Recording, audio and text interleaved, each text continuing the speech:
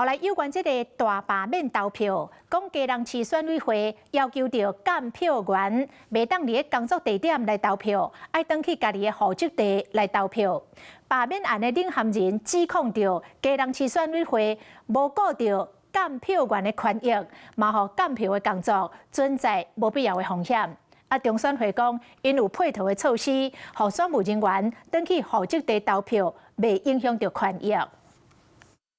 选务工课讲习结束，才知影袂当伫咧工作地投票。虽然会当坐计程，毋过基隆市的仁爱区甲暖暖一抓就要半点钟。去年捌参与总统甲立委大选的选务工课，想袂到即届的罢免案所拄到难题。他当时也口头告诉我们说，希望我们在7月9号之前要缴交完毕所有的文件，但是他们希望为了方便他们作业起见，他们希望我们在7月7号。先寄电子档给他们。带头的人虽然随向中选会反映，不过得到的回应是：监票员他们以前投票不是都是在自己监票的投票所来投票吗？好像时程比较赶，所以户政科那边好像也就照选委给的期程导致。户政科那边时间点好像没有办法纳进。基隆市选委会承办讲是基隆市府民政处的问题，不过台中嘛有类似的情形，当地选委会就随请户政事务所赶紧作业，完成监察员工作地投票名册加投票通知单的编印。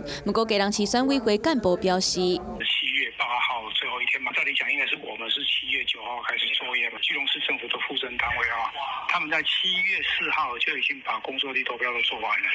名册都印出来了。匆匆忙忙之间不会有任何意外吗？那如果他离开了投开票所，而这个时候在投开票所内部有发生奇奇怪怪的事情的时候，谁要负责？基隆市选委会回应7月7日罢免的双方签收公函，明确通知收文了后4天内爱推荐监察员的名册爱送审查。不过过当天才接到完整的名单，地主未附加入工作地投票做册，嘛提出配套，讲选务人员会当登去户籍地投票，无影响权益。